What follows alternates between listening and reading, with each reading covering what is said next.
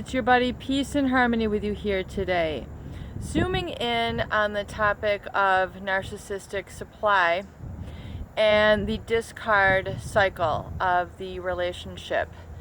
It has been well documented by psychologists in looking at the dynamics of the narcissist and the cycles that they go through with people. These sort of design, if you will, their strategy, their control tactics when it comes to calculating and really sort of kind of pivoting in on or honing in on a relationship.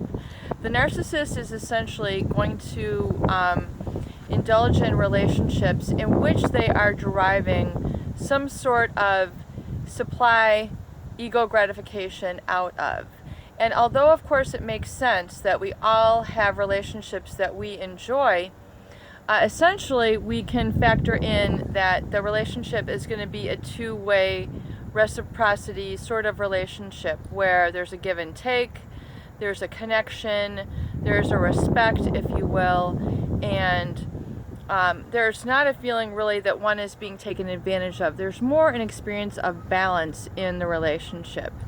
However, the narcissist, with their key component traits of being excessively self-interested and to the detriment of the interest of others, they are shown to lack a specific human quality called that of empathy.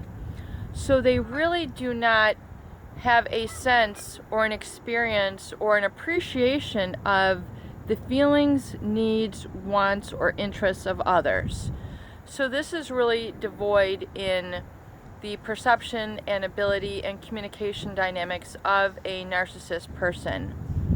So the narcissist will specifically target, look for, desire, and secure in their relationships basically a person who can fulfill their ego gratification needs. So whatever that might be for a specific person, let's take a look at some examples. A narcissist might have a specific need and drive to be surrounded by all sorts of good-looking people of the same or opposite sex. So it's not even just so much that birds of a feather flock together. It's in essence that the narcissist, in their thought process, they basically want to create an image that they are surrounded by these types of people. Think of it like a music video for a rapper. And this is not putting down rappers, I'm just trying to give you an idea that, they want to have specific people and images in their music video to support that rapper. And it's going to, it's not, where a lot of music videos might tell a story, they might have other people, they might have, and it's almost like a mini film where, the song is a playing out of this experience, where, for example, I'm just referring here, Britney Spears. If you watch her music video on Vivo, it's called Womanizer. She is singing about being womanized, but then, it's telling a story. A lot of other music videos, they might have other people in them to help them make looking good. For example, the rapper with the posse and the harem of women, or the music video of the attractive, bodacious female, and she's surrounded by all these men and jewelry and whatever else to promote her image. So the narcissist, not for a video, but for their actual life, they seek a same sort of approach where they're looking for people to surround themselves to promote and create this sort of persona or image. So, and the thing is that's important to understand is that the persona or image, the people in their relationships are not necessarily respected or admired or taken care of. In fact, it's very much to the contrary and to the opposite, where they're taken advantage of for specific qualities. So their looks, their good heart, their good nature, their money, they could be targeted for their contacts. They could be targeted because they can be, a parent to their children. People can be targeted for, just sexual conquests. The narcissist will, hone in and target and create this, and then, essentially to have power and control over them. But then what we're looking at here is really the nature of the discard.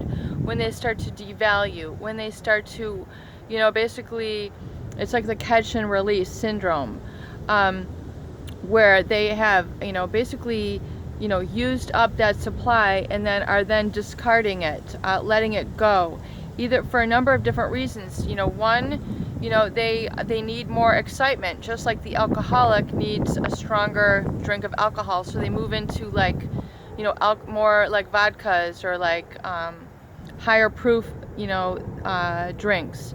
Or, a heroin addict might need a stronger dose in order to get the same feeling of euphoria that a heroin addict, gets, or whatever it is that they're getting out of that drug.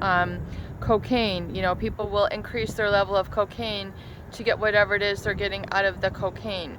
So the narcissist will, utilize and sort of, rotate around through their various supply sources. And if that supply source is no longer providing them the excitement, the interest, the status that's feeding their facade, then they're going to essentially either cheat on them or get in the process of letting them go, or let them go and through the discard. So it's the love bombing, the devaluing, and the discarding. So you can see it through very clear stages when you really look at it, and you can kind of tell when you're being groomed for the discard. They'll say things out of context, and we're going to do a whole nother video on that, because they really will say a whole bunch of things out of context, and you're like, this is getting really strange, why are you, saying this? And it really catches your attention. So that's a good red flag. But realize that, then the discard is really the releasing and, letting you go, that you're no longer serving their needs. So it has nothing to do with taking care of you. It essentially is signifying that you no longer can satisfy their ego needs. So they're going to basically essentially prove to you, or essentially cause you to feel that you're worthless, which is not the case. That is just the whole emotional abuse and trauma associated with a narcissist relationship. Peace and harmony with you here today. I hope these videos help you gain clarity and understanding. Please do share, and please subscribe and donate if you wish. Peace and harmony.